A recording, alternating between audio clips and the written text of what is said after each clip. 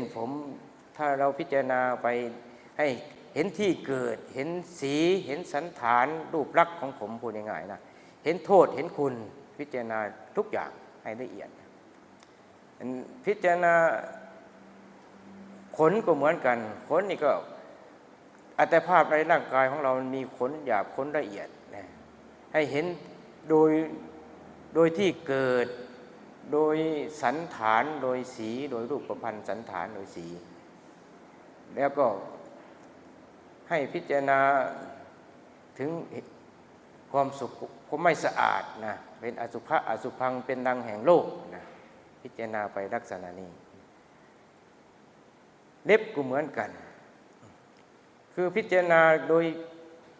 ที่เกิดโดยรูปประพันธ์สันฐานโดยสีโดยคุณโดยโทษนะพูดง่ายๆแต่ละสิ่งละอย่างที่เรา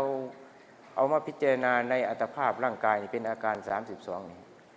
ให้พิจารณาเห็นที่เกิดแล้วก็รูปประพันธ์สันฐานสีคุณโทษนะให้พิจารณาเป็นอสุภะเป็นของไม่งามเหมือนอย่างที่เราสวดยะถาปัจจยังปวัตตมานังธาตุมัตตเมเวตังยติทังสิ่งเหล่านี้เป็นสักว่าธาตุตามธรรมชาติเท่านั้นเป็นไปตามเหตุปัจจัย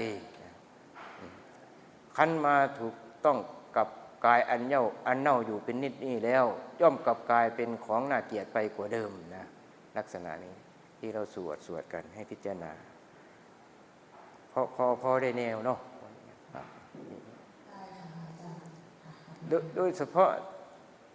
อารักขกรรมฐาน4ประการเนาะมันจะมีกรรมฐานเป็นเครื่องรักษาจิตคุ้มครองจิตมีพุทธานุสติเมตตาอสุภวรณะอสุภกรรมฐานก็มาพิจารณากายโดยความเป็นของไม่งามน่าเกลียดโสโครกเห็นโทษเห็นคุณของอัตภาพร่างกายแต่ว่ากายคตาสตินี่สติไปในกายนี่ต้องเอาอาการ32มาพิจารณาเคยได้ยินไหมอาการ32เคยสวดไหมยังโคเมกายุกายของเรานี่แลอุทธังปาทัตตาราเบื้องบนแต่พื้นเท้าขึ้นมาอะโทเกสามัตตกาเบื้องต่ำแต่ปลายผมลงไปตะจะปริยันโตมีหนังหุ้มอยู่เป็นที่สุดรอบปูโรนานัปปาการัสสะสุจิโนเต็มไปด้วยของไม่สะอาดมีประการต่างๆอาทิมัสมิงกาเยมีอยู่ในกายนี้เกสาผมทั้งหลายโลมาขนทั้งหลายนาคาเล็บทั้งหลายทันตาฟันทั้งหลายตะโจนังมังสังเนื้อนะฮารูเอ็นทั้งหลายอาทิกระดูกทั้งหลายอาทิมิจฉังเยื่อในกระดูกวักกังมามหะทายังหัวใจยากะนังตับกิโลมากังพังผืดปิหะกังไตบัพพาสังปอดอันตังไส้ใหญ่อันตะคุนังไส้น้อยอุทาลิยังอาหารเก่ากะลีสังอาหารใหม่ลักษณะนี้จนไปถึง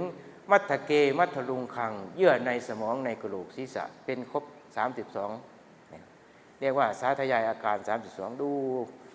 ถ้าเราเด็กแรกๆแล้วก็ยังไม่ชัดเจนมันไปปรากฏถ้าเราสมาธิดีมันจะเห็นปรากฏเหมือนดูด้วยตาเนื้อเลยนะถ้าเราได้อุกหานิมิตพูดง่ายๆปฏิบัติไปจนได้อุกหานิมิตเป็นสมาธิขั้นอุปจาระถ้าได้ขั้นอุปจาระก็จะเกิดอุกหานิมิตขึ้นมาเห็นชัดเจนในมโนภาพถ้าเราเพ่งตรงไหนก็ปรากฏชัดเจนในมโนภาพต้องบำเพ็ญไปเรื่อยๆค่อยคืออาศัยว่าได้สมาธิมีกำลังจนได้อุกหานิมิตค่อยพิจารณามันจะชัดเจนมาก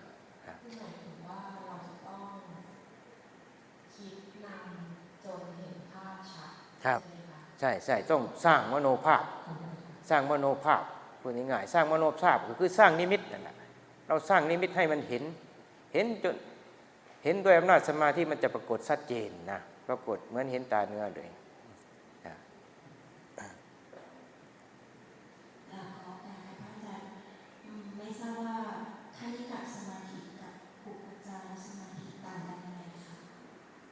ต่างกันแล้วคณิกะสมาธิสมาธิชั่วขณะเป็นสมาธิที่เรามีตามธรรมชาติ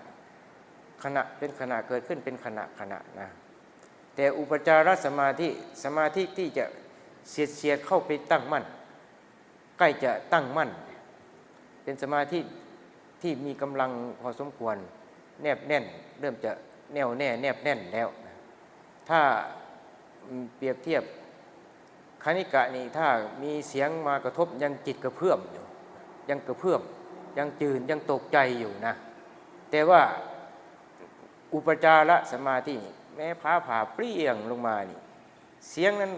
เราได้ยินแต่มันไม่กระทบถึงจิตใจของเราใจของเรามันจะไม่กระเพื่อมพูดง่ายๆไม่กระเพื่อมมันจะแน่นกว่าสมาธิมันจะแน่นกว่าแต่ว่าคณิกะนี่มันกระเพื่อมได้ถ้ามีอารมณ์มากระทบนี่มันจะสะดุ้งเลยนะยังตกใจอยู่ลักษณะความแตกต่างถ้าอัปปนานี่แน่นเลยอัปปนานี่ดิ่งลงลึกเลยแนบแน่นแน่วแน่อยู่ในเอกคตารมณ์อย่างเดียวเลยถ้าเป็นอัปปนาจิตอัปปนาสมาธินี่เป็นสมาธิที่ตั้งมั่นแนบแน่นแน่วแน่ในอารมณ์เป็นเอกคตารมณ์พอเข้าใจเนาะครับมีอะไรอีกไหมครับเพื่อเพิ่มเติมเสริมให้ญาติโยมได้รู้หลักธรรมะเพราะว่าในสังคมปัจจุบันนี่กระแสของโลกโซเชียลมันมีสิ่งที่เราเห็นหลากหลายในเรื่องทางคำสอนทางศาสนาคือหลักคำสอนทางศาสนามันเป็นสัทธรรมปฏิรูปขึ้นมากทำให้คนที่ไปดูไปรู้ไปเห็นเนี่ยเกิดความงอนแง่นคลอนแคลนเกิดความสงสัยว่าอันไหนเป็นคำสอนที่แท้จริงอาตมาก็เลยว่าจะนำเอาลักษณะการตัดสินพระธรรมวินัย8ประการมาเล่าสู่ญาติโยมฟังเพื่อที่จะได้จำแนกว่าอันไหนเป็นคำสอนที่พระพุทธเจ้าท่านของแท้อันไหนเป็นคำสอนปฏิรูป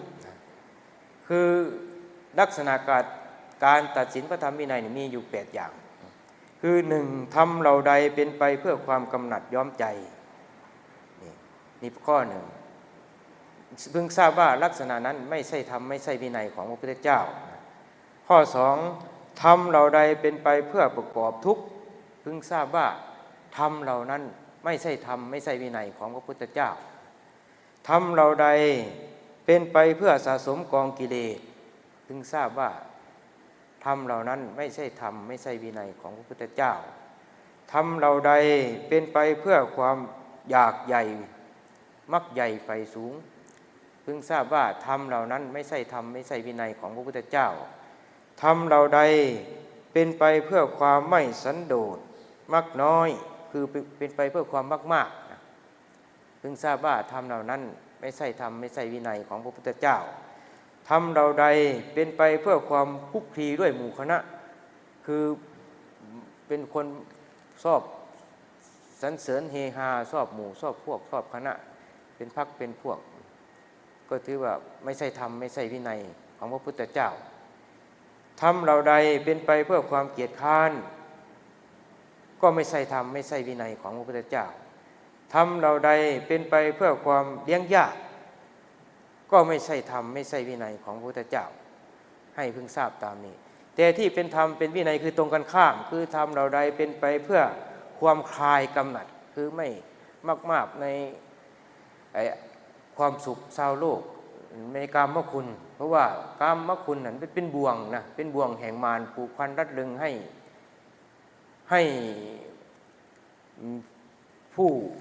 ถูกครอบงำด้วยวัตถุกรรมนั้นรัดรึงเอาไม่สามารถหลุดออกจากบ่วงนั้นได้ผู้ที่จะพ้นจากบ่วงแห่งมารนั้นได้ก็ต้องมาสำรวมจิตเหมือนอย่างพวกเรานี่แหละเหมือนอย่างพุทธพจน์ที่ว่าเยจิตตังสัญญเมตสันติผู้ใดจะพ้นจากบ่วงแห่งมารผู้นั้นจงสำรวมจิตผู้ใดสำรวมจิตผู้นั้นจะพ้นจากบ่วงแห่งมารเยจิตตังสัญญเมตสันติโมกขันติมารพันธนาผู้ใดจะสำรวมจิตผู้นั้นจะพ้นจากบ่วงแห่งมารเหมือนอย่างที่พวกเรามาประพฤติปฏิบัติธรรมสำรวมจิตอยู่นี่ไม่ให้โอกาสไม่ให้โอกาสตนเองไปคุกคีอยู่ในรูปเสียงกลิ่นรส มากจนเกินไปถูกกรรมคุณผูกพันมากจนเกินไปเราก็หลุดพ้นจากอำนาจการรัดดึงของบ่วงมารได้อันนี้เราก็มีมันก็ไม่เป็นไปเพื่อความกำหนัดย้อมใจให้มากๆในกรรมคุณให้เราคลายความกำหนัดลงไปเป็นธรรมเป็นวินัยของพระพุทธเจ้าทำเราใดเป็นไปเพื่อความเป็นไปเพื่อประกอบความสุขคือเราทำแล้วมีความสุขประพฤติปฏิบัติสมาทานประพฤติปฏิบัติแล้วมีความสุขนั่นเป็นธรรมเป็นวินัยของพระพุทธเจ้าท่านว่าทำเราใดเป็นไปเพื่อไม่สะสมกองกิเลสคือเราประพฤติปฏิบัติสมาทานประพฤติปฏิบัติแล้วไม่ทำให้เกิดความโลภความโกรธความหลงในใจของเรานั่นละข้อวัดปฏิบัตินั้นธรรมนั้นคำสอนนั้นชื่อว่าเป็นธรรมเป็นวินัยของพระพุทธเจ้าทำเราใดเป็นไปเพื่อความมักน้อยไม่อยากใหญ่ไฟสูงทำเหล่านั้นชื่อว่าเป็นธรรมเป็นวินัยของพระพุทธเจ้าคือทำให้คนสันโดษมักน้อยไม่มักมากมีความปรารถนาน้อยชอบดีกเล่นหาที่ดีกเล่นภาวนาเพื่อขจัดกิเลสลักษณะนี้คือว่าเป็นไปเพื่อความมักน้อยทำเราใดเป็นไปเพื่อความสันโดษคือไม่ยินดีด้วยการคุกคีด้วยหมู่คณะหลีกออกจากหมู่จากคณะแสวงความสันโดษอยู่ตามอัตภาพตามมีตามได้คือสิ่งที่ใช้เพื่อกูลเก่กำรงชีวิตที่เรียกว่าปัจจัยนั้นก็ใช้ตามมีตามได้ที่เรียกว่าอิตระตรีปัจจัยปัจจัยตามมีตามได้ทำให้เกิดความสันโดษไม่มากๆนะครับทำเราใดเป็นไปเพื่อไม่คุกคีด้วยหมู่คณะคือสมาทานประพฤติปฏิบัติแล้วทำให้เราอยากดีอยากเล่นออกจากหมู่จากคณะไปหาที่เงียบๆทำความเพียรไม่ประมาทในการใช้ชีวิตประกอบความเพียรในที่สงัดลักษณะนี้เรียกว่าเป็นธรรมเป็นวินัยทำเราใดเป็นไปเพื่อความขยันเป็นไปเพื่อ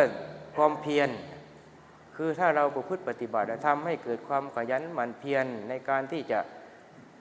จันลงคุณงามความดีโดยการสมาทานในศีลสมาธิปัญญาประพฤติปฏิบัติดีเท่าไหร่ก็สร้างความเพียรได้มากขึ้นเท่านั้นนี่เรียกว่าเป็นธรรมเป็นวินัยของพระพุทธเจ้าเราทำเราใดเป็นไปเพื่อความเลี้ยงง่าย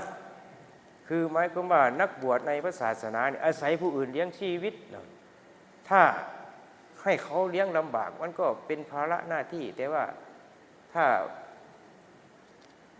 ทำตัวเป็นคนเลี้ยงง่ายกินแบบส่งไม่กินแบบสั่งนะถ้ากินสั่งนี่มันจะยากคนอื่นเพราะว่าเราสั่งคนนั้นคนนี้เขาก็วุ่นวายไปหาไปหุงไปต้มมา